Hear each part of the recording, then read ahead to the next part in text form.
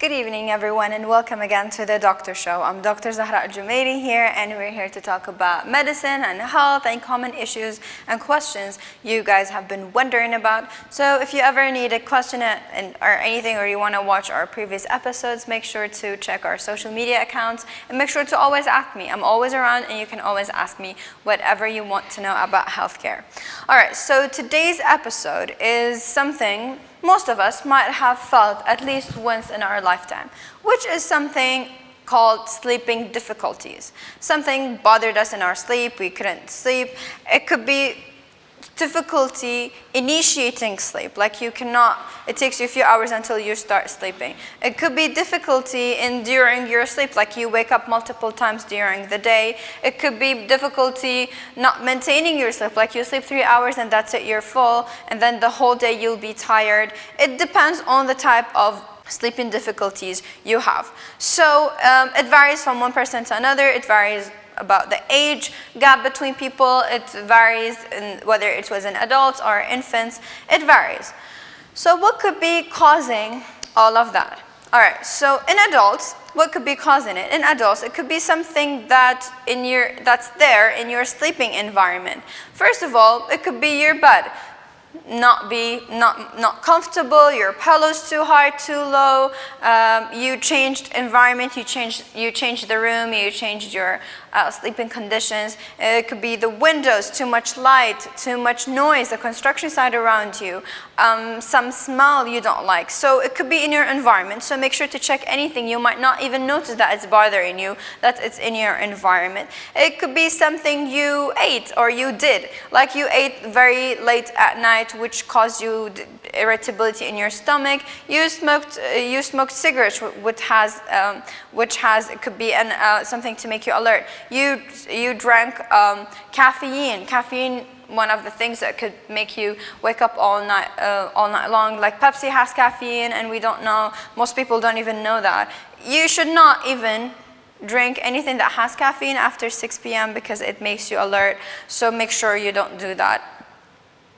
Or it could be something you've done, like you had exercise, anything awakening in your day before you sleep, which is something very wrong. You walked for a long distance, you did something. It could make you rush, your body is in a rush that you don't want to sleep. All of that are solvable. Or it might be something physical, something like a disease. This actually is a little bit worrying, and you need to go check your doctor with it. It could be a lot of diseases. Number one, something called obstructive sleep apnea, which is the narrowing of your airways. So it makes you not sleep at night, makes you snore, make you feel very, very dizzy in the morning, and you don't even know why. You might not even notice. Usually the partner notices, the one sharing the room with you notices, and then you have to go to a doctor, you have to diagnose yourself, and you have to get yourself treated. It could be restless leg syndrome, which basically a person wakes up in the night because of pain or discomfort or itchiness in the leg, and they have to move their leg. You have to go to a doctor and get yourself checked. So it could be something physical that you need to solve, or something mental that you need to solve, which is depression, anxiety, a lot of mental health diseases that one of their main symptoms is something called insomnia. Insomnia, which is the difficulty or inability to initiate or maintain sleep.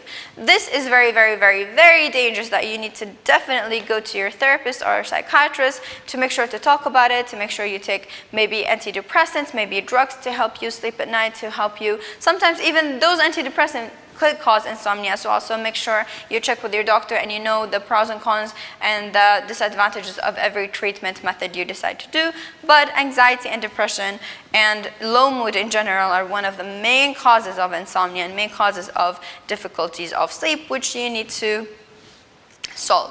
What are the symptoms, or what are the reasons in infants or babies Before 6 months, it's very, very normal that the baby does not sleep well, it wakes up multiple times a night. It's very normal to have that. And I'm sure if you have a newborn in your family or a neighbor or TV shows, you know that mothers don't sleep the first 6 months. They always wake up because it's very, very normal. The baby is not used to sleeping, not used to living. Like, it takes them a few months to actually get used to their routine. But after 6 months, the baby should have a normal routine, should actually maintain at least 6 hours at night sleeping normally. But if he wakes up, there's something, it might be him or her, or she, they're teething, or they have an upset stomach, constipation, diarrhea, whatever could cause them. That's so make sure you be very responsible and alert of the symptoms of any other thing that might be causing the sleep difficulties.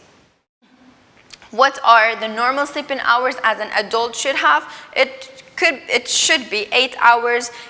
Most people, they actually sleep 8 hours, and that will be very fulfilling to fulfill the whole day. But some people could have less, like 6 to 7 hours, which is all right. But please make sure no matter what you maintain your 8 hours a day, no matter what you have your sleep.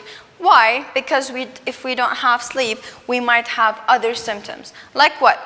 Like, you could be very irritable the whole day. You could be very cranky and in a bad mood, and you are less effective at work, which is the most important reason you should avoid it. Because if you're tired and your body feels tired and your body is very, very hurting, and you're not okay in general because you had your lack of sleep, you will not be effective at work, you will not be focused, you will not be, especially if you have an exam, if you have studying, if you have all of that. That's why we always say you have to sleep the night of the exam, because you will not be alert, you will not be focused, you will not be effective at work or at your exam. You might have dark circles under your eye. You might have in general bad mood, which could cause you, if you were depressed, could cause that even to be worse. Like, it's a vicious circle that you need to break, and you need to treat. So that's very, very important for us to treat. And it could, even if you don't have depression, lack of sleep for a long while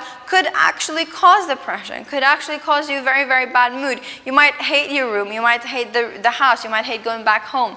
So scientists say that we spend 1/3 of our whole life sleeping. So make sure you do it right. Make sure you make your bed. Make sure you have a very comfortable room you stay in. Make sure not to make a longer naps. If you want to nap, if you necessarily want to nap, 30 minutes is more than enough.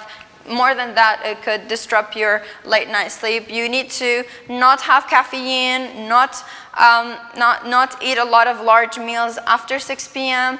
You need to listen to relaxing music, not know about bad news or bad TV shows or anything that could cause you to be alert or scared or awake all night long. So it's very, very, very important for us to avoid all of that to have a great night's sleep. But if you have disease, like if you're suspecting you have obstructive sleep apnea, or if you have snoring, or if you have anything that could be causing you a disease, you definitely need to make sure to go to your doctor. He might keep you overnight in the hospital to put a lot of machines to make sure to check your sleeping and make sure you're all fine. They might give you treatments like for depression, for anxiety, for all of that. You need to definitely treat whatever you have, because it's very, very, very important for us to do the disease. We need to find the cause, and we need to find the treatment for the cause. Stay safe. Hope you actually have your great night's sleep. Thank you very much for watching today. I will see you guys next Tuesday. Have a great day.